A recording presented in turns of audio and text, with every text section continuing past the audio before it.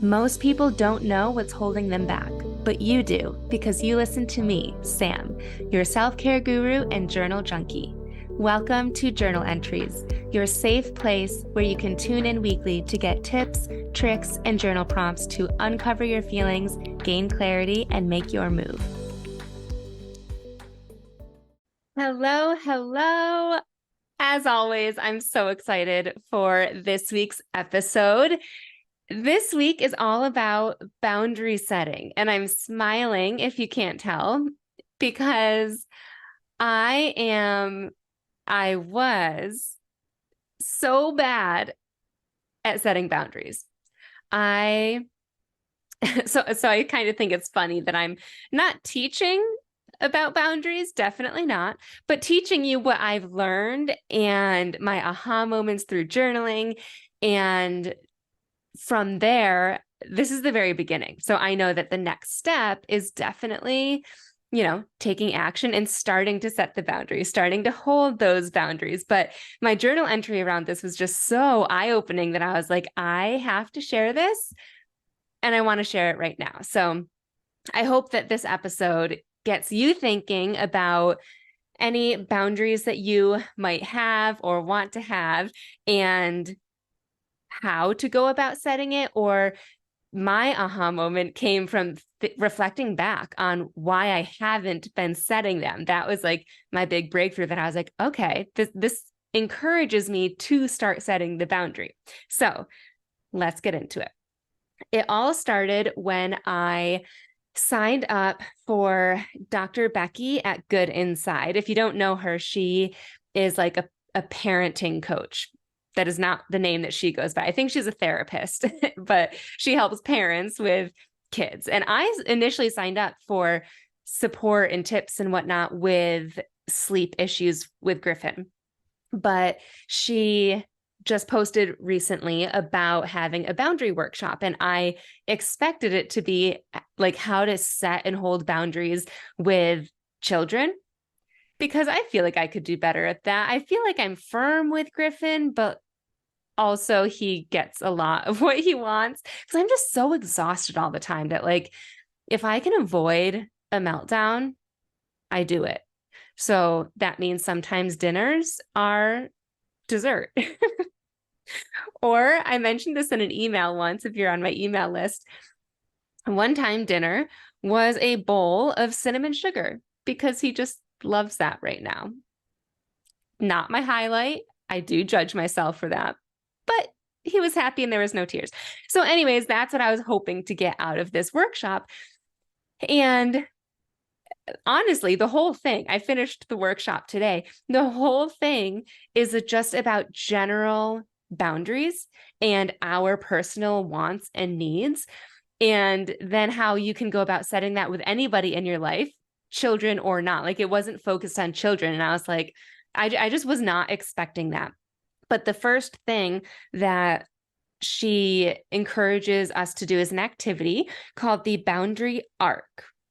So really, it's, to me, I would call it like a boundary timeline. So you start off with thinking of a boundary. Boundary is a hard word for me to grasp. It's easier for me to think of something that I need or want to do.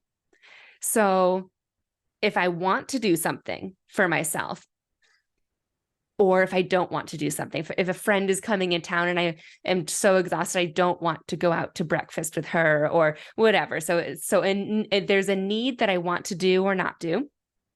And then what happens? I personally think of setting that boundary, and then I immediately go to how will that person feel about what I just said or what I just did. And then next step, I feel guilt. And I start rationalizing by saying, like, I'll do this instead, or I'll make different plans. Like I'm too tired to go today, but let's go next week. Or if it's something like I really want to make a pit stop and pick up a coffee first, I'll pick up a coffee for them as well versus just for me because I don't want to be selfish. And then next step on my boundary timeline, then I feel resentment when the people in my life don't do the exact same thing for me. Like when they don't go out of their way to switch plans if they cancel on me or to pick me up a coffee. These are situations that are made up, but the feelings is what I feel. I feel resentment or sometimes anger, knowing that I won't get what I want. And that anger piece really popped in my head when I thought about setting a boundary with Griffin regarding sleep. I get like angry knowing that I won't have like time for myself and like peace for myself. Like I always have to be on mom mode. And that just is so exhausting and makes me angry sometimes. So for me, it's I want to set this boundary or I have this need that I declare. And then I think of how somebody else would feel. And then I feel guilt around it. And then I feel resentment or potentially anger. So if you wanted to do that, come up with what your arc is. And Dr. Becky says the goal is not to fix the arc. The goal is to become comfortable with those feelings that you go through. And it's almost a trigger. So when I set a boundary and then when I make a decision of some kind, and then I start to think, how would so-and-so feel? Or I feel that guilt. To me, that's a trigger of like, oh, wait, I'm feeling guilt. To me, that means I need to set a boundary. That means that I need to like think of how I'm feeling, not the other person, and ask myself what I want in this situation. So your feelings through your timeline or the boundary arc won't necessarily go away, but being aware of them helps you with knowing when to set a boundary and then expecting those feelings so that it's easier to manage them after you set the boundary, because we will likely still feel these things, at least in the beginning when we start setting the boundary. After I went through that exercise, I journaled on it and I wrote this. I put, this happens with Griffin. I set a boundary last night of no Play-Doh because it was bedtime and we were already in bed. Before I even said no, I was nervous of his reaction. When he was upset, of course, after I told him no Play-Doh in bed, I felt bad, but I started to feel angry because I didn't trust myself to fully follow through on no Play-Doh. I remember in my head, I was like, okay, if he keeps yelling and fighting back, then maybe I'll just give him one small piece of Play-Doh. I was like in my head trying to like think of what compromise I could give him where that would still lead to like a peaceful bedtime if possible. And then I would have just like kept compromising. I did follow through though. You would be proud of me. I was proud of myself. And he eventually just said, okay. And I told him that he could play with it first thing in the morning, which he remembered. Literally the first thing that he said when he woke up this morning was Play-Doh. So that was the journal entry. But then after I finished, I opened up the notes app on my phone and I thought of the question, what happened when I would try and set a boundary in my past relationship? This is what would happen. He would throw a fit, give me the silent treatment, and make me feel like I was in the wrong. I remember feeling like I was walking on eggshells, and then he would wait it out. I mean, this is what it felt like, is that he was waiting it out until I compromised, and then I would do the thing. I would make the compromise in some way, shape, or form. I wrote this, and then I was like, this is literally what Griffin does. Like, my ex is literally like what I just journaled about. Griffin throws a fit after I set a boundary, and he doesn't give me the silent treatment, but I start questioning myself with like, am I wrong to set that boundary? And then I think of compromises like the Play-Doh, like, should I give him a small piece? And then it's just like, okay, yeah, no boundaries. No boundaries are set. It just is what it is. And when I wrote that, it was just this aha moment. And I wrote, I do not want to parent my son with the fears that I gained from my marriage or the fear state from when I was a baby. The baby thing is when I was growing up, I think I subconsciously learned to, sorry, my vet is calling me. That is too funny. I mean, this is the health of my cat that we're talking about, so maybe now isn't the time to set a boundary. Uh, but not, today is the only day that they can go see him for x-rays. And so I was like, sure, yeah, I'll make it happen. Don't know how because I have to pick up my son from daycare, but I will be there. Again, this is the beginning of the process.